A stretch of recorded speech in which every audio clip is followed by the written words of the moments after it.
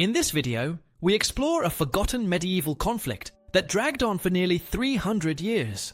From 1296 to 1603, England and Scotland fought through invasions, raids, and endless sieges. Unlike other famous wars, this one had no single ending, but it shaped generations and left deep scars on both nations. Number 1. The First Sparks. In 1296, Edward I of England pushed north into Scotland, weakened by a succession crisis and fragmented loyalties, and the decision set off a chain of violence that would ripple for centuries. Berwick-upon-Tweed fell first. Town walls were broken, trade halted, and the message was clear. English authority would be enforced at the border and beyond. The removal of the Stone of Destiny from Scone Abbey to Westminster carried heavy symbolism, turning a sacred emblem of Scottish kingship into a trophy of conquest. Resistance formed quickly, but not as parade ground battles at first. It grew from ambushes on river crossings, night strikes on supply trains, and sudden raids against garrisons. William Wallace became the sharp edge of that approach, using speed, local knowledge, and timing to offset shortages of armor and horses.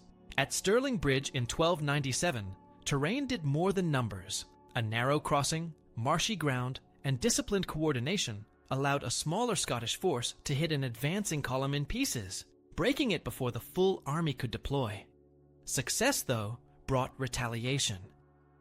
At Falkirk in 1298, English longbowmen shattered dense Scottish spearmen formations, and the pendulum swung back. Wallace's capture and execution in 1305 was meant to end the revolt by example, but it left a vacuum that Robert Bruce filled the next year. Crowned in 1306, Bruce faced immediate hardship, defeats in the open, pressure from strongholds loyal to England, and the constant problem of feeding and paying fighters who were more tenants than professionals. He adjusted by leaning on small, mobile groups, avoiding set-piece clashes unless ground and momentum were on his side. Castle by castle, often by siege or stealth rather than storming walls straight on, he chipped away at garrisons and cut the lines that held them. The culmination came in 1314 at Bannockburn. English heavy cavalry, powerful on firm ground, met soft, broken terrain and prepared Scottish formations. Chiltern's tight ranks of spearmen held their shape, while English riders lost cohesion in the marshy approaches and the press of men. The defeat forced a reassessment in London and widened diplomatic space for Edinburgh. Within Scotland, Bruce consolidated authority, balancing rewards to allies with pressure on waverers, and the conflict shifted toward negotiation. The Treaty of Edinburgh-Northampton in 1328 acknowledged Scottish independence and the legitimacy of Bruce's line. Yet nothing about the political geography had changed enough to guarantee quiet. The frontier still cut across kinship networks and trade routes. Fortified places still dotted the marches, and both crowns retained memories of gains and losses. The pattern of invasion and reprisal had been set, and the first hard lesson was learned. Neither side could impose a quick, final solution when terrain, resources, and society all favored a slow, grinding war. Number 2. The Second War and the Knightly Age. The uneasy peace achieved in 1328 quickly collapsed, and by 1332, conflict returned with full force. Edward Balliol, son of the former Scottish King John Balliol, landed in Scotland with the backing of Edward III of England, and a coalition of disinherited nobles eager to reclaim lost lands. This invasion opened the Second War of Scottish Independence, a campaign that exposed the realities of medieval warfare in its most familiar form. Knights in full armor leading charges, cavalry crashing together in open fields, and longbowmen breaking formations from a distance. The decisive elements of the battlefield often came down to timing and terrain. At Duplin Moor, in 1332, English and Balliol forces demonstrated the lethal potential of coordinated longbow volleys, tearing apart densely packed Scottish schiltrons before armoured infantry moved in. This battle revealed a pattern repeated in later encounters, where heavy cavalry could not dominate without support from ranged troops. The Scottish side was far from passive. Resistance was fueled not only by local loyalties, but also by the old alliance with France, which ensured that England fought on two fronts and could not fully concentrate on subduing its northern neighbour. Scottish commanders adapted by using smaller, flexible units, striking supply lines, and exploiting knowledge of local landscapes to offset English resources. Warfare here was not a single, sweeping campaign, but a grinding contest of endurance, where castles became pivots of control, and sieges often mattered more than open battles. Garrison duty was brutal. Soldiers endured disease, hunger, and constant threat of sudden assault, and fortified strongholds frequently changed hands multiple times within a decade. For the ordinary soldier, life in this war was far from the romantic image of knights in shining armor. True knights did spend years training in horsemanship, swordsmanship, and the use of heavy armor, but they formed only a fraction of the armies. Most fighters were peasants summoned by feudal obligation, arriving with little more than spears, axes, or farm tools reforged for combat. They marched long distances with scant provisions, camped in harsh weather, and often scavenged from the land to survive. Nights were cold, disease spread easily in encampments, and many campaigns ended with soldiers more exhausted than victorious. Even knights themselves faced constant challenges. Armor was heavy, battles rarely glamorous, and wounds often turned fatal due to infection. The war dragged on through alternating victories and setbacks. Balliol briefly took the throne, but struggled to secure lasting support, while the Scottish crown, though weakened, held on through resilience and alliances. By the Treaty of Berwick in 1357, after years of battles, raids, and sieges, Scotland's independence was reaffirmed. Yet the cost was immense. The Scottish king, David II, had been captured at the Battle of Neville's Cross in 1346 and released only after an enormous ransom was agreed, burdening the realm for decades. The treaty ended this phase formally, but in practice, the frontier remained unstable. Cross-border raids continued, and fortified towers along the marches remained garrisons of tension. The Second War revealed the enduring patterns of medieval conflict. Knightly warfare, tempered by the rise of infantry and archery, the dominance of fortified strongholds, and the grim reality that for most participants, the war was less about honor and more about survival.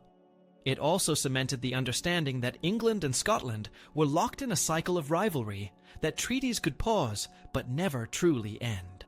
Number 3. Border Wars and Everyday Survival. For nearly 2 centuries after the Second War of Independence, the Anglo-Scottish borderlands became one of the most militarized regions of medieval Europe. The wars between the crowns did not end with treaties. Instead, violence was absorbed into everyday life. What emerged was a culture of reaving, the constant raiding of enemy lands, carried out not only by professional soldiers, but also by armed families and local clans. These raids were systematic. Cattle were the most valuable target, because herds represented both wealth and survival, and a successful raid could cripple a village while enriching the raider's kin. Houses were burned, grain was seized, and captives were taken for ransom, creating an environment where trust across the frontier simply did not exist. Unlike the more centralized campaigns of France or the Holy Roman Empire, here war was decentralized and personal, driven by rivalries that could last generations. Defensive structures reflected this unique atmosphere. Tower houses and vassal houses dotted the landscape, designed to shelter entire families and their livestock when danger came. Larger castles guarded important crossings such as Roxburgh or Carlisle, but even these mighty fortresses changed hands repeatedly, testifying to the instability of the region. Signal beacons were placed on ridges to warn of approaching enemies. Once lit, they could spread alarm across miles in minutes. Farmers worked the land while carrying short spears or bows, always ready to defend themselves. The line between soldier and civilian blurred, and communities functioned almost like small militias, with men, women, and even older children contributing to defense. The Scottish and English monarchs attempted to regulate this frontier through truces and agreements, but these rarely held. Even when royal courts signed peace terms, local lords or clans ignored them, seeking advantage in the endless cycle of reprisal. During periods when England was heavily engaged in the 100 Years' War with France, the northern border erupted into more frequent violence, as Scotland exploited the distraction. Conversely, during Scottish involvement with continental allies, English commanders retaliated in force. The conflict was not continuous in the sense of yearly campaigns, but it never ceased to hover in the background, shaping settlement patterns and the psychology of the population. Life under these conditions forged a distinct warrior society.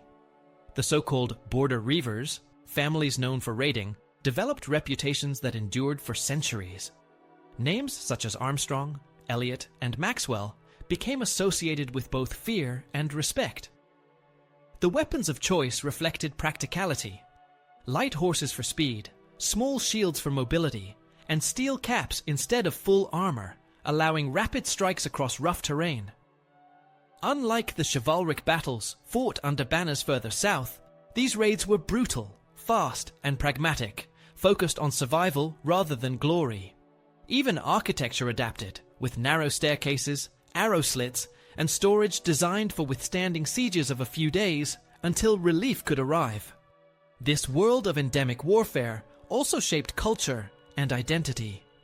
Ballads and stories from the border celebrated both daring raids and bitter losses, and oral tradition kept alive the memory of feuds that justified future acts of violence. Economic life was distorted. Trade became dangerous, markets were small, and communities depended more on kinship ties than external commerce. For children growing up in this landscape, martial skills were taught as basic survival.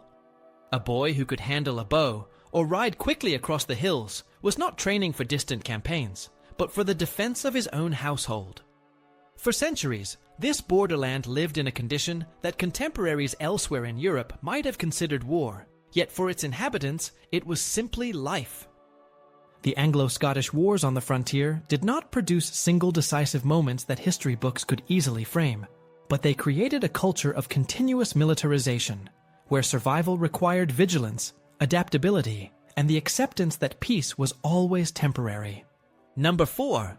Tactics and shifting power. By the late 14th century, the Anglo-Scottish conflict had already reshaped the ways armies thought about fighting. The romantic image of knights charging across fields was still part of the battlefield, but the balance of power was shifting toward formations, discipline, and technology. Scottish armies relied heavily on schiltrons, dense formations of spearmen that could stand like bristling hedgehogs against cavalry charges. These circular or rectangular blocks required immense discipline, and when properly placed on rough or marshy terrain, they blunted the momentum of heavily armed knights. Their effectiveness had already been proven at Bannockburn in 1314, and they remained a core part of Scottish defence throughout the later wars. On the English side, the dominance of the longbow became decisive. Drawn from the Welsh marches and trained from youth, English archers could unleash volleys of arrows that rained down on advancing troops, piercing armour at range and breaking tight formations before contact was made. This weapon gave England a tactical edge, not only in France during the 100 Years' War, but also in Scotland, where smaller English forces often relied on archery to counter numerical disadvantages.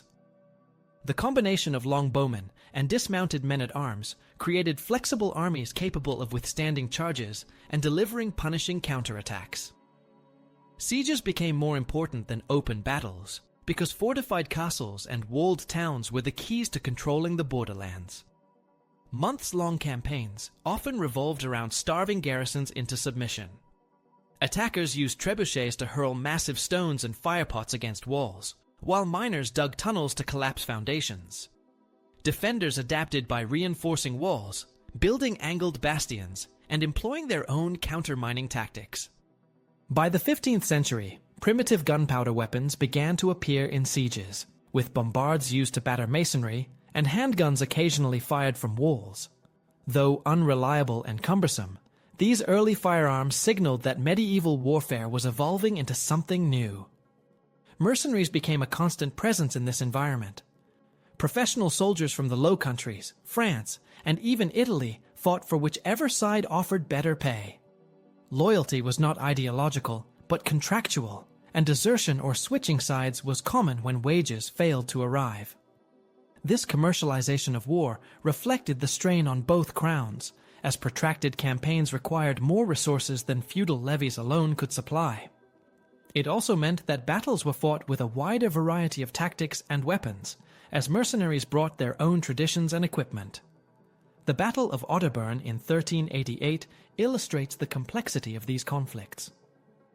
A Scottish army under the Earl of Douglas launched a raid deep into England, meeting forces led by Henry Percy, known as Hotspur.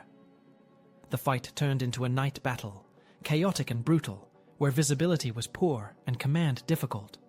Both Douglas and Percy were killed or captured, showing that even high-ranking nobles were not insulated from the risks of this grinding war. Otterburn was remembered in song and legend, but its reality emphasized the endurance, improvisation, and attrition that characterized warfare in the borderlands. By the 15th century, the wars were less about decisive conquest and more about maintaining pressure, controlling key fortresses, and exhausting the other side. Tactical adaptations, whether schiltrons, longbow volleys, siege engines, or mercenary companies, revealed that the struggle was as much about resilience and ingenuity as it was about knightly valor. This gradual shift in military practice foreshadowed the transformations that would soon reshape all of European warfare. Number 5. The Rough Wooing. In the 16th century, the long rivalry between England and Scotland entered a new and especially destructive phase under Henry VIII. The king sought to secure dominance through dynastic union, pressing for a marriage between his son Edward and the infant Mary, Queen of Scots. When diplomatic pressure failed, Henry turned to violence, initiating what contemporaries grimly labeled the Rough Wooing.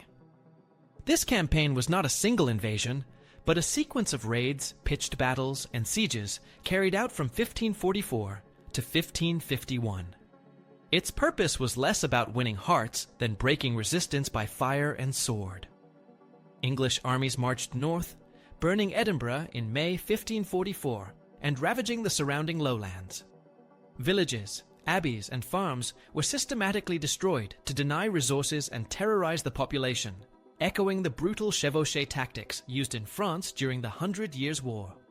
Military technology of the era marked a transition from medieval to early modern methods. Traditional weapons like swords, pikes, and polearms still dominated close combat, but gunpowder had changed the rhythm of warfare. English troops carried arquebuses, and heavy artillery accompanied campaigns, pounding fortifications from distances unimaginable a century earlier. Castles that had once stood firm against trebuchets struggled against sustained cannon fire, yet stone strongholds remained vital, forcing protracted sieges. The most notorious was the Siege of Haddington between 1548 and 1549, one of the longest in British history. The town became a battleground of endurance, where overcrowded garrisons faced famine, outbreaks of plague, and relentless bombardment.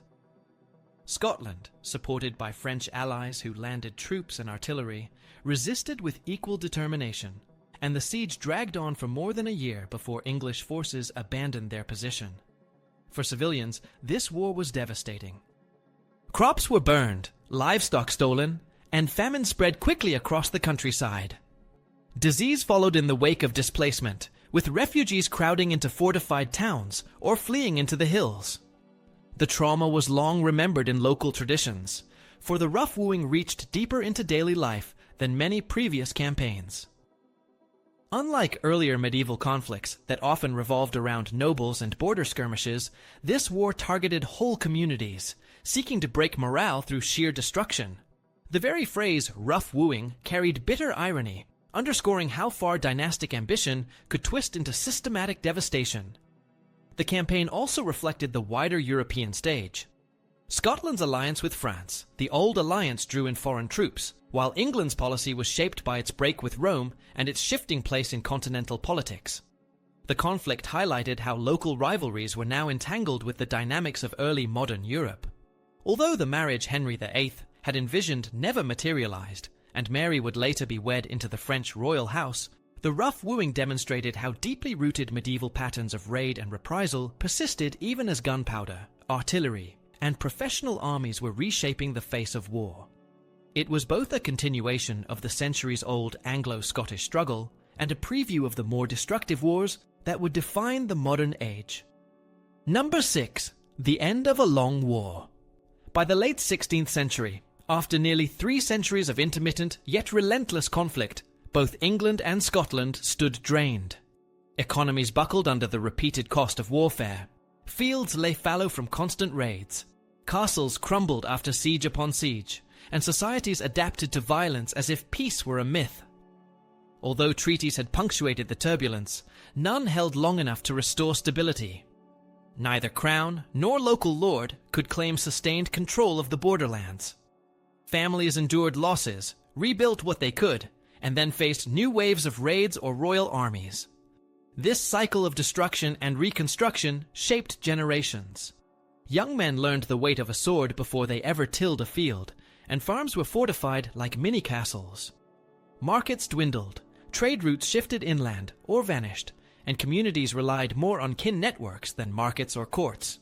Yet, something shifted subtly when Elizabeth I passed away in 1603, and James VI of Scotland inherited the English throne as James III. Suddenly, two crowns that had been locked in decades of rivalry were united in a single ruler. That dynastic union did not erase the scars of war overnight, but it removed the political incentive for ongoing conflict. The war that stretched from Edward the Thessalon's first invasion in 1296 to this dynastic merging concluded not with a legendary battle or a grand treaty, but with a single succession. The lack of dramatic closure meant this war rarely made it into popular memory in the way Crusades or Continental Wars did. No Agincourt or Waterloo, no legendary hero or epic poem captured a grand finale. Instead, life shifted toward diplomacy, economic recovery, and gradual normalization. Border fortresses ceased to change hands as frequently, and the steady drift toward union and trade began. Knights who once fought in mail and iron shifted into roles as local administrators or royal officers. Peasants looked to reconstruction rather than defense. Despite its duration and brutality, this long war often remains neglected in history. It lacked a single turning point, instead unfolding over centuries through attrition, small victories and defeats, and shifting loyalties. The Anglo-Scottish Wars from 1296 to 1603 spanned roughly 300 years, making them among the longest wars of the medieval period. It wasn't one great battle that defined it, but the endurance, adaptation, and quiet surrender to war's rhythms. Though overshadowed by flashier conflicts, its imprint on both nations was profound, reshaping borders, culture, military practice, and civilian life across generations in ways often overlooked in mainstream narratives.